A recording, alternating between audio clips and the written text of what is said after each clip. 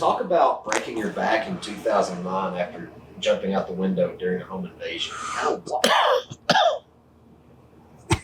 Oh my God. I'm joking because of you. How the f did you know about that? I'm in the Guardian Angels. And the Guardian Angels are a volunteer group from New York City who are like a kind of paramilitary, police auxiliary kind of thing, patrolling the neighborhoods, doing, helping the police, a lot of fighting, street stuff.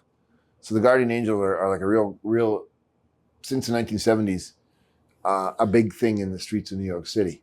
And I'm a big fan of that whole thing. So when I became a Guardian Angel, the idea was to use my Vampiro image to use that as publicity to pull people into the Guardian Angels Mexico program. Because it, get kids off the street out of gangs, give them opportunities for sports, music, that kind of thing, more so than patrolling. You can't patrol down there because the fucking narcos will take care of that in an instant. So when I was and I'm a Krav Maga instructor, there's Israeli martial arts, but I got to the police level, police and military level. So I was giving seminars discreetly to police departments in Mexico.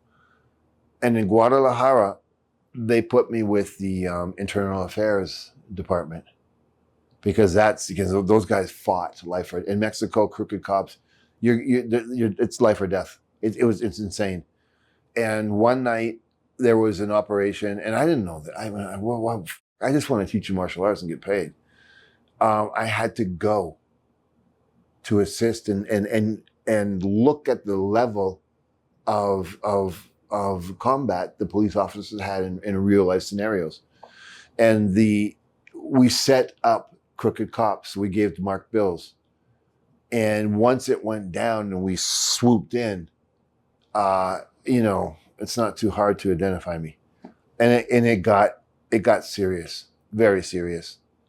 So one night where I was living, I had a two-story house.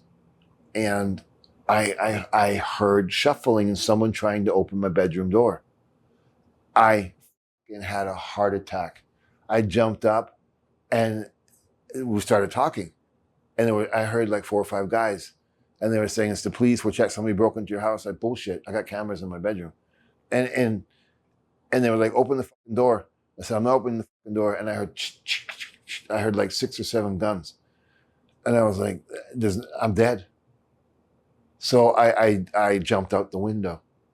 And when I jumped out the window, it was 2 stories and I landed feet first. And the impact of that hit is when I broke my spine.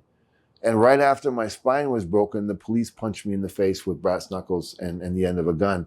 So my body went one way with the back injury and my neck went the other way.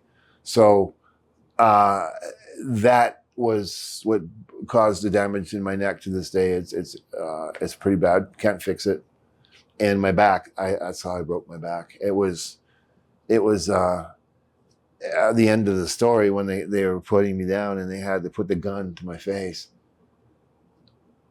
They said in Spanish, alto, alto es el jefe. Stop, stop, it's the boss.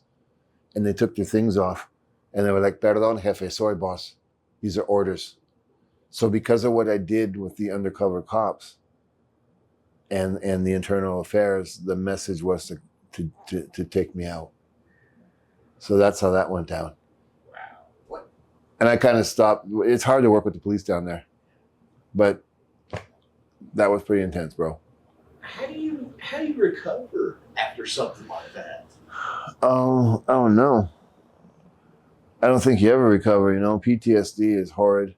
I used to, that helped fuel an addiction and depression and fear and insecurity and all these things. And then you start taking pills and all that.